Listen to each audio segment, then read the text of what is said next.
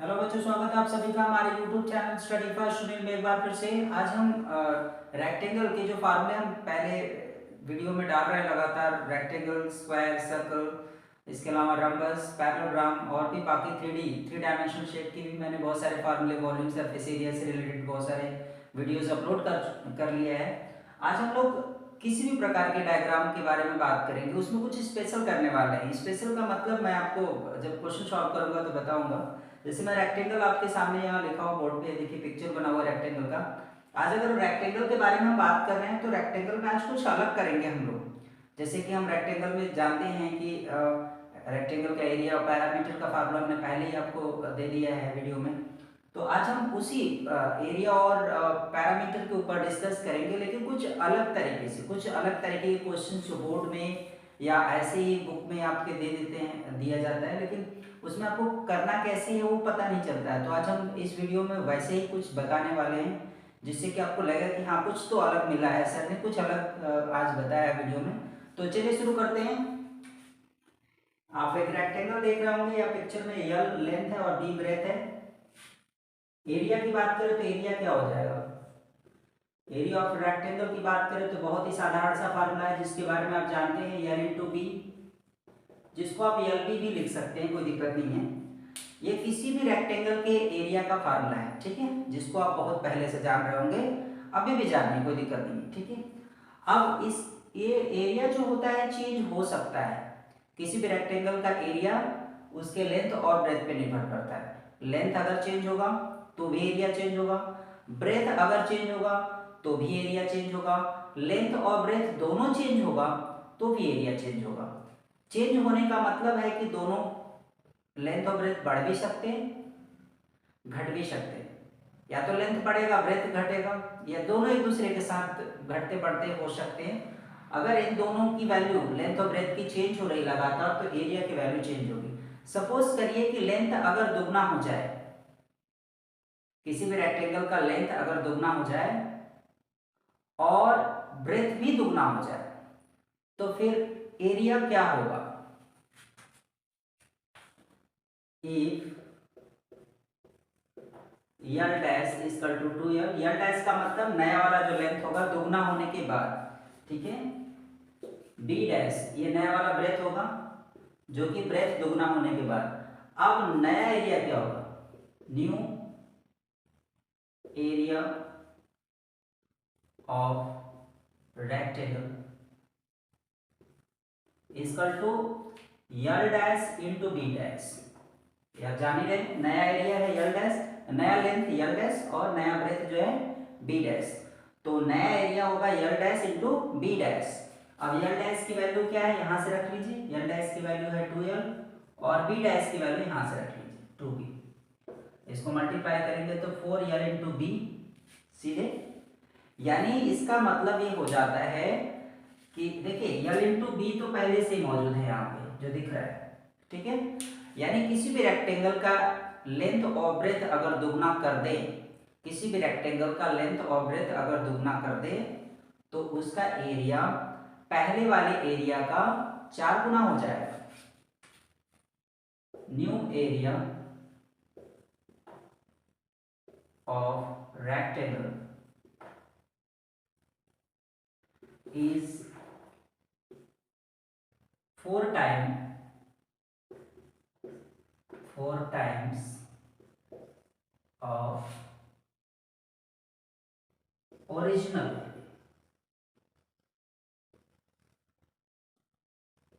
यानी पहले वाले एरिया का 4 गुना हो जाएगा, ठीक है। पहले वाला एरिया यल बी है और बाद में जो लेंथ और ब्रेथ डबल करने के बाद आ रहा है वो 4l बी आ रहा है। तो आप ऐसे भी याद रखिए, कोई दिक्कत नहीं। अगर हम सपोज करें कि लेंथ और ब्रेथ 3-3 गुना बढ़ा दें, लेंथ भी 3 गुना और ब्रेथ भी 3 गुना कर दें, तो ये कितना हो जाएगा? 9l बी, 9l बी हो जाएगा यहाँ पे, क्योंकि 3l into 3b equal to 9l B हो जाएगा। इसका मतलब है कि अगर हम लेंथ और ब्रेथ दोनों की वैल्यू 3-3 गुना बढ़ा दें तो नया एरिया जो होगा पुराने वाले एरिया का 9 गुना हो जाएगा, यानी 9 टाइम्स हो जाएगा। अगर 4-4 बढ़ा दें तो 4 टाइम्स।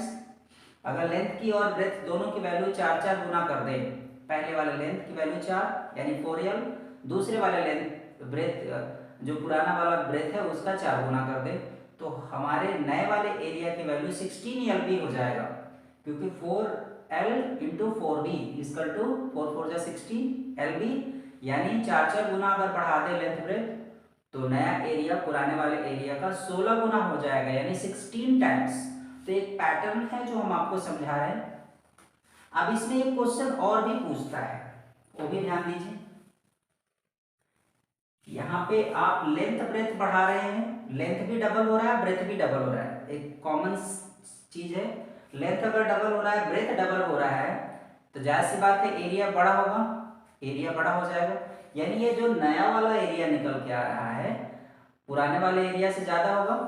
पुराने वाले एरिया को अगर हम ए लेट कर लें, ए इजकल टू यल बी कर दें, और नए वाले एरिया को ए डैश कर दें, कोई दिक्कत है नहीं। तो यहाँ पे ए डैश इज ग्रेटर देन ए हो जाएगा। जो नया वाला एरिया है पुराने वाले एरिया से ज्यादा होगा। ज्यादा क्यों नहीं होगा, क्योंकि 4 गुना है तो ज्यादा ही कर सकते हैं। पुराने वाले एरिया का नया वाला एरिया का 4 गुना है तो ज्यादा ही हुआ ना, लेकिन कितना ज्यादा होगा वो ध्यान देना है। एरिया इंक्रीज्ड, कितना बढ़ गया, area increased 4lb minus lb equal to 3lb। ठीक है, यह एरिया बढ़ गया है। यह पुराना एरिया, अब ध्यान देने जैसा चीज है, अब ध्यान देना जरूरी है। यह पुराना एरिया है जिसमें हमने लेंथ और ब्रेथ में कोई परिवर्तन नहीं किया था। यह नया एरिया है जिसमें लेंथ भी डबल हो रहा है और ब्रेथ भी डबल हो रहा है, जिसके बाद अब एरिया निकलेगा जिसमें कि लेंथ 2 गुना होगा और ब्रेथ भी 2 गुना होगा, तो फिर नया एरिया 4lb आएगा। अब कितना एरिया बढ़ गया, पहले से एरिया 3 गुना बढ़ गया, यहाँ से 3lb, क्योंकि बढ़ा हुआ कितना पार्ट है वो निकालने के लिए आपको जो नया वाला है उसमें से पुराना वाला माइनस करेंगे, तब जाकर के आपको मिलेगा। यह एरिया इंक्रीज्ड है, यह एरिया इंक्रीज है, एक कंपेयर बेस पे यह 3lb lb से 3 गुना ज्यादा बढ़ गया है, बढ़ा हुआ है, वृद्धि हुई है इसमें। अब परसेंटेज भी पूछा जाता है कि परसेंट बताइए क्या होगा, कितना परसेंट एरिया बढ़ गया है, वो भी सवाल पूछता है। पहले तो आपसे ये पूछा जाएगा कि नए वाला एरिया पुराने वाले एरिया के का रेशियो क्या है। एक सवाल और यहाँ पूछा जाता है। चलिए, कई सारे क्वेश्चंस यहाँ पे बन रहे हैं तो हम एक एक करके क्लियर कर देते हैं। नए वाले और पुराने वाले एरिया का रेशियो क्या होगा वो भी पूछा जाता है। रेशियो क्या होगा, रेशियो बिटवीन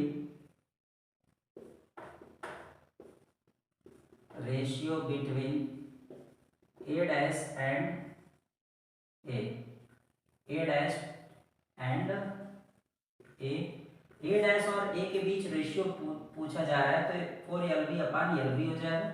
lb से lb कैंसिल करेंगे तो 4/1 हो जाएगा, जिसको आप 4:1 लिखते हैं। ठीक है, तो यह ए डैश और ए में रेशियो है जिसको आप 4:1 लिखेंगे। ठीक है, इसका उल्टा भी बोल सकते हैं, ratio between A and A dash.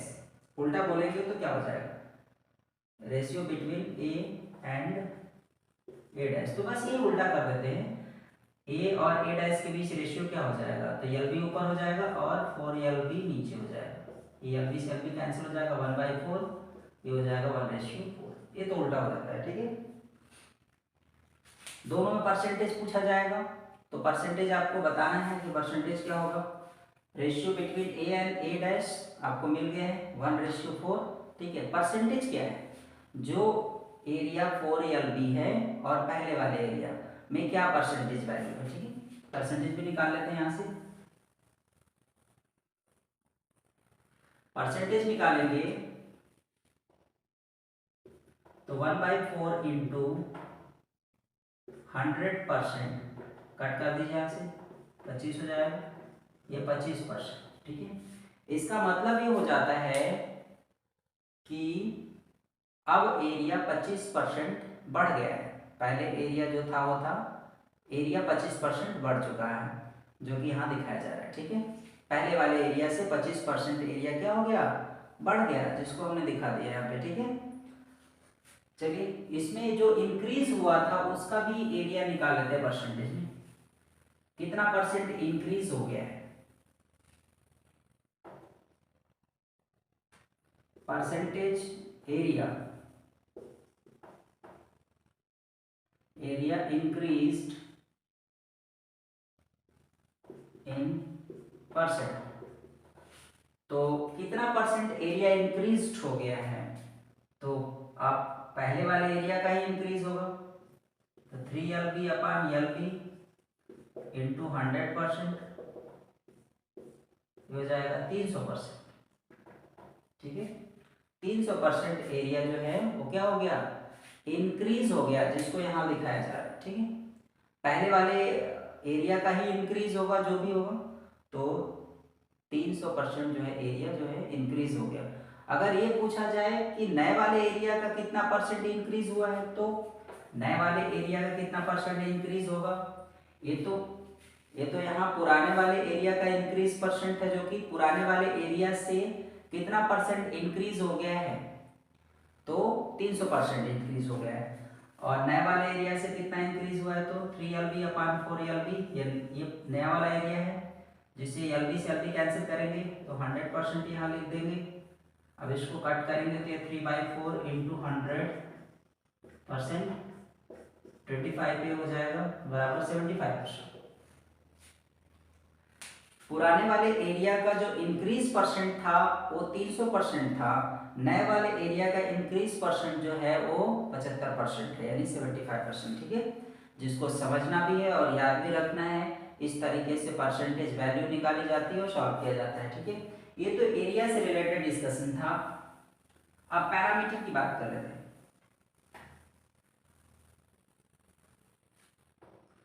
Parameter की बात करें तो किसी भी रेक्टेंगल का पैरामीटर क्या होता है,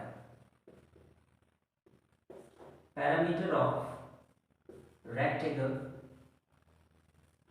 बहुत ही साधारण फार्मूला है, 2 ब्रैकेट में L प्लस बी। ये किसी भी रेक्टेंगल के पैरामीटर का फार्मूला है, जिसमें L लेंथ है, B ब्रेथ है। अगर वही काम यहाँ भी करते हैं, लेंथ को घटाए बढ़ाएं, चलिए थोड़ा चेंज करते हैं, लेंथ को वही करते हैं, ब्रेथ को थोड़ा चेंज करते हैं, या दोनों को चेंज करते हैं, क्या दिक्कत है। लेंथ को अगर हाफ कर दें तो L/2, और ब्रेथ को दुगना कर दें यानी 2b, तो कुछ भी चेंज कर सकते हैं, चेंज करना है डायमेंशन चेंज कर सकते हैं, हाफ कर सकते हैं, दुगना कर सकते हैं, 3 गुना कर सकते हैं, 1/3 कर सकते हैं, वो आपको ऊपर निर्भर करता है। तो नया पैरामीटर क्या होगा, new parameter of rectangle, rectangle का नया पैरामीटर क्या होगा, 2 ब्रैकेट में L dash plus B dash, उसको सॉल्व कर देंगे, 2 L डैश की वैल्यू L/2, B डैश की वैल्यू है 2b, आराम से सॉल्व करते हैं। तो 2 ब्रैकेट में एलसीएम ले लीजिए, तो यहाँ 4LB आ जाएगा, 4b अपान में 2, ठीक है, यह आ जाता है। अभी इसको कट भी कर सकते हैं, कट जाएगा, देखिए कटेगा, 2 से कट जाएगा, तो L प्लस 4b हो जाएगा सीधे। ये आपका नया वाला पैरामीटर है, पुराने वाले पैरामीटर का कितना होगा वो आप माइनस करके निकाल सकते हैं, लेकिन ये नया वाला पैरामीटर है जो कि आपको मिल जाएगा, ठीक है। आराम से, कोई दिक्कत नहीं है, सॉल्व कर सकते हैं। यहाँ हाफ है, यहाँ पे आपका 2 गुना है। ये सिमिलर प्रोसेस में है कि अगर लेंथ को हाफ कर दे और ब्रेथ को दुगना कर दे तो नया वाला पैरामीटर का फार्मूला हो जाएगा, ठीक है।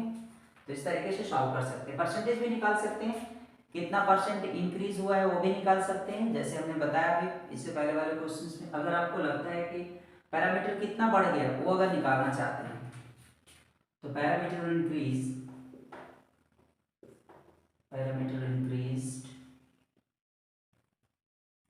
तो ये बढ़ा हुआ है जरूर, क्योंकि आपको पता ही है, प्लस 4b माइनस आपके पास ये है, तो सॉल्व कर लीजिए इसको, 2 ब्रैकेट में L प्लस b, इसको आपको सॉल्व करना पड़ेगा, तो L plus 4b minus 2L minus 2b, इसको माइनस कर लेते हैं, या माइनस करेंगे तो 2b और माइनस L, ठीक है। यह जो आपको दिख रहा है यह इंक्रीज पैरामीटर है, जो कि नए वाले से ज़्यादा है। ठीक है, नए वाले से कितना ज़्यादा है, सॉरी पुराने वाले से कितना ज़्यादा है नया वाला, 2b माइनस यल। ये इतना पैरामीटर बढ़ चुका है सिर्फ इसलिए क्योंकि लेंथ को मैंने हाफ कर दिया, ब्रेथ को दोगुना कर दिया है, इसलिए ये पैरामीटर जो नया निकला हुआ है पुराने वाले से 2b माइनस यल जो है ज़्यादा है।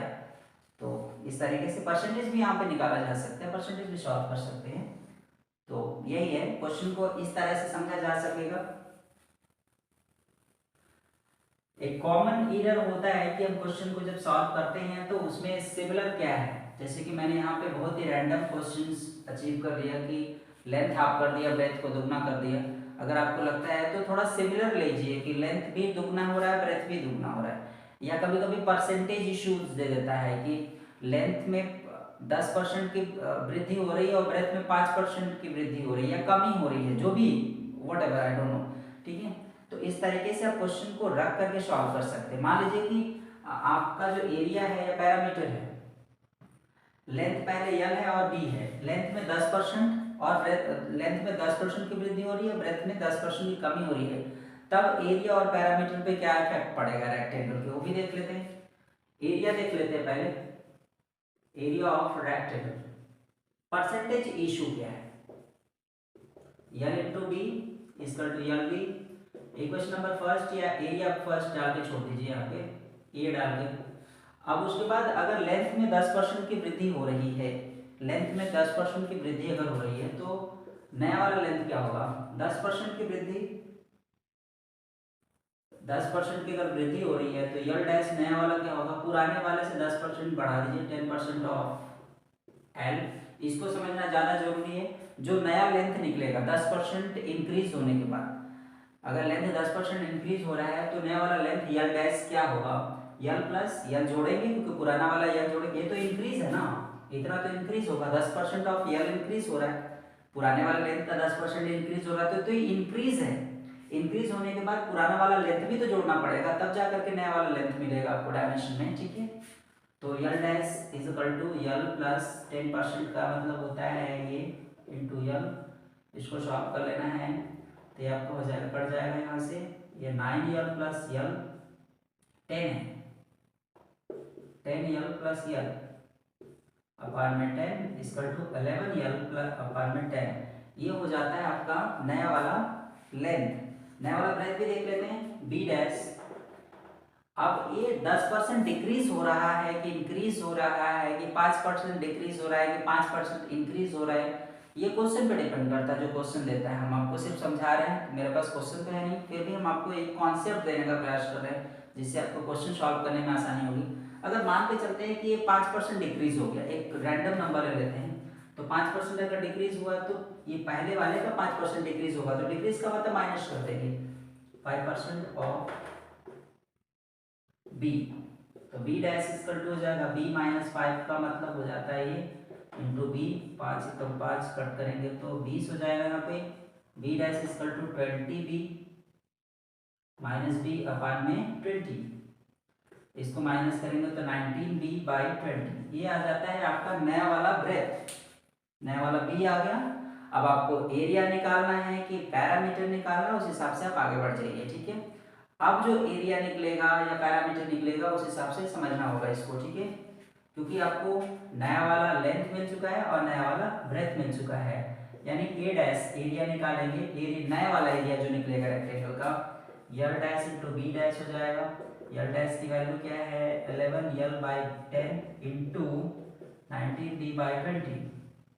अब इसको मल्टीप्लाई करने के ऊपर है, तो 19 में से 99, 19 में से 19 और 120, ये हो जाएगा 200 यल, यल भी हो जाएगा। ये जो होगा आपका नया वाला एरिया निकलेगा, नया वाले एरिया की वैल्यू ये है, पुराने वाले एरिया का 209 अपान 200 गुना ज़्यादा कह सकते हैं या इतना पार्ट कह सकते हैं, जो भी कहना है।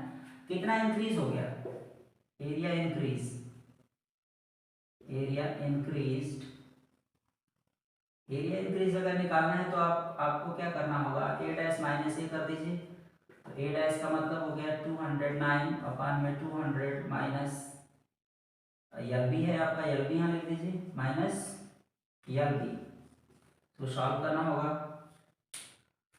एलसीएम लेकर के सॉल्व किया जा सकता है, आसानी से कर सकते हैं।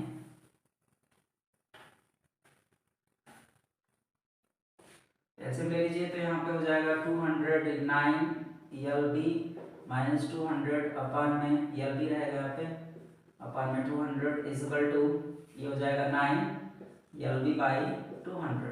ठीक है, इस तरीके से कितना परसेंट, ये तो इंक्रीज हो गया ना, कितना परसेंट इंक्रीज हुआ अगर वो निकालना है तो 9/200 LB कितना परसेंट इंक्रीज हुआ। तो इंक्रीज परसेंट जो होता है इनिशियल का होता है, जो सबसे पहले वाला एरिया होता है उसका इंक्रीज होता है, उसी का इंक्रीज करेंगे तो LB परसेंट में जाएंगे तो 100%, LB से LB कैंसिल हो जाएगा, ये 9/200 इंटू 100%, इसको कैंसिल करिए, 0 0 कैंसिल हो जाएगा, ये आएगा 9/2% इज इक्वल टू, इसको अगर लिखना है तो 4.5% भी लिख सकते हैं या फिर 4 and 1/2% भी लिख सकते हैं, कोई दिक्कत नहीं। यानी यह एरिया इंक्रीज हो जा रहा है, 4.5% इंक्रीज हो रहा है, यानी 4 होल 1/2% इंक्रीज हो रहा है या 9/2 इंक्रीज हो रहा है। ये इंक्रीज एरिया है जिसको मैं आपको बता रहा हूँ, ये परसेंटेज बेस पे है जो एरिया इंक्रीज होगा, डायमेंशन, लेंथ, ब्रेथ, जो भी हमने आपको समझाया इसमें। तो इस तरह के कैलकुलेशंस आते रहते हैं एग्जाम में या बुक में, आपके क्वेश्चंस होते हैं ज़्यादातर। तो हमने आज सिर्फ एक कॉन्सेप्ट पकड़ के रखा हुआ है रेक्टेंगल का, पैरामीटर और एरिया। अगला वीडियो जो अपलोड करेंगे तो इसमें स्क्वायर के कुछ इसी तरह के क्वेश्चंस हम आपके फार्मूले पर सॉल्व करेंगे। जितने फार्मूले हमने वीडियोस में अपलोड किए हैं उन सभी फार्मूलों पे हम कुछ प्रैक्टिस इस तरीके से करेंगे, चाहे पैरामीटर हो, लेंथ डबल कर दें, ब्रेथ डबल कर दें, या फिर हम स्क्वायर स्टार्ट करेंगे तो उसमें साइड परसेंटेज देखेंगे कि 5% बढ़ गया, या उसकी साइड दुगना कर देंगे या साइड हाफ कर देंगे तो उसका एरिया और पैरामीटर पे क्या इफेक्ट पड़ेगा, वो अगले वीडियो में हम आपको अपलोड करके देते रहेंगे इस तरह से। इसी तरह से आगे भी चलेंगे, पैरेललोग्राम है, रम्बस है, ट्रैपेजियम है, या 3D में इस सर्कल भी आपका है, 3D में जाएंगे तो वहाँ पे कोन है, सिलेंडर है। तो बहुत सारे जितने भी फार्मूले हमने आपको वीडियो में अपलोड करके दिए उन सभी फार्मूले पर कुछ इसी तरह के प्रैक्टिस हम कराएंगे आपको क्वेश्चन से, ताकि बोर्ड एग्जाम से रिलेटेड या बाकी जो आपके बुक में कुछ क्वेश्चंस आते हैं उसमें कोई दिक्कत ना हो। फिलहाल वीडियो आपको समझ में आया हो, अच्छा लगा हो तो वीडियो को ज़्यादा से ज़्यादा लोगों में शेयर करें ताकि इस तरह के कॉन्सेप्ट उन्हें समझ में आए, और अगर अच्छा लगा हो तो वीडियो को लाइक करें। अगर आपने चैनल सब्सक्राइब नहीं किया तो प्लीज़ चैनल जरूर सब्सक्राइब कर लें, बेल आइकन दबाएं ताकि आने वाले वीडियोज़ की नोटिफिकेशन आपको आसानी से मिलते रहे। तब तक के लिए धन्यवाद, गुड नाइट।